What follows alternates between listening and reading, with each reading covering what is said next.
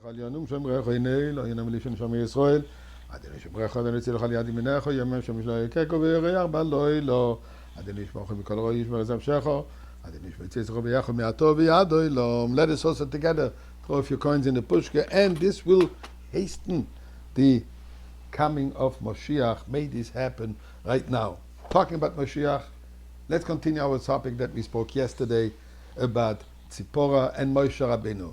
But I'm saying talking about Moshiach because Moshe, who Goyal Rishon, who Goyal Achron, the soul of Moshe Rabbeinu will eventually be invested in Moshiach on a higher level because Moshe is the first and last Redeemer. Eibishter, we want it to happen. We want it to happen now. So as we said yesterday, that Tzipora married Moshe Rabbeinu. In fact, she also saved his life. When they were sent by God to go back to Egypt, Moshe Rabbeinu sent to go and free the Jewish people from Egypt. On the way, his life was endangered.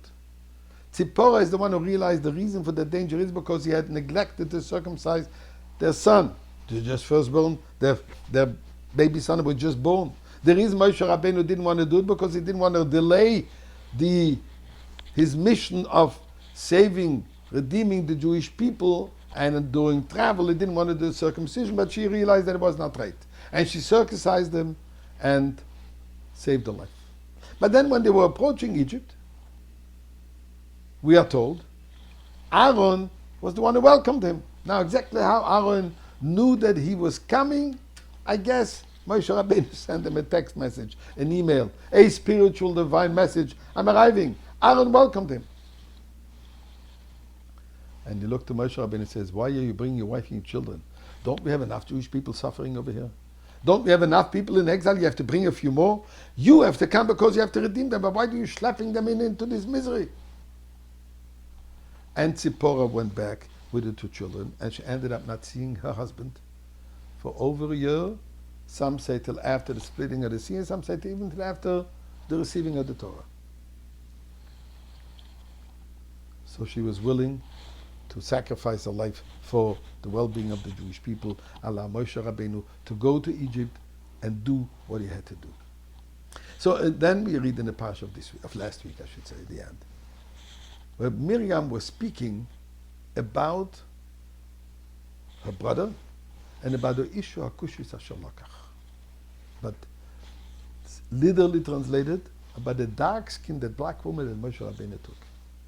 Rashi brings a number of commentaries. First of all, Rashi says, the gematria of Isha Kushis, the numerical value is a beautiful person.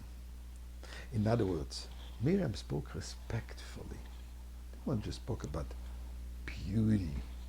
In other words, that Moshe Rabbeinu fell for her beauty. But she's talking in a refined manner.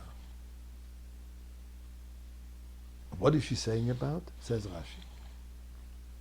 That actually she spoke about the virtue of Tzipora. That Tzipora sacrificed her life for the well-being of the Jewish people. She gave up on her husband. What happened? Miriam found out that Moshe Rabbeinu has basically separated from his wife. Either legally divorced or not legally divorced, but he was separated from his wife. And Miriam said, why is Moshe Rabbeinu doing this? Because he has prophetic visions? So do we. And we do lead normal married lifestyles. Why is he doing this? Upon which God responded, the reason why he's doing it, because Moshe Rabbeinu is 24/7 ready to receive the godly vision, the godly message, the godly communication. And for this, he has to be completely and entirely devoted to God, and nothing else exists in his life. There's no family. And interesting, we find just about no interaction between Moshe Rabbeinu and his own children. Reason? Because Moshe Rabbeinu was completely and utterly, totally devoted. There's only one thing in his life, which is his relationship with God and his servitude to the Jewish people. There's no personal life.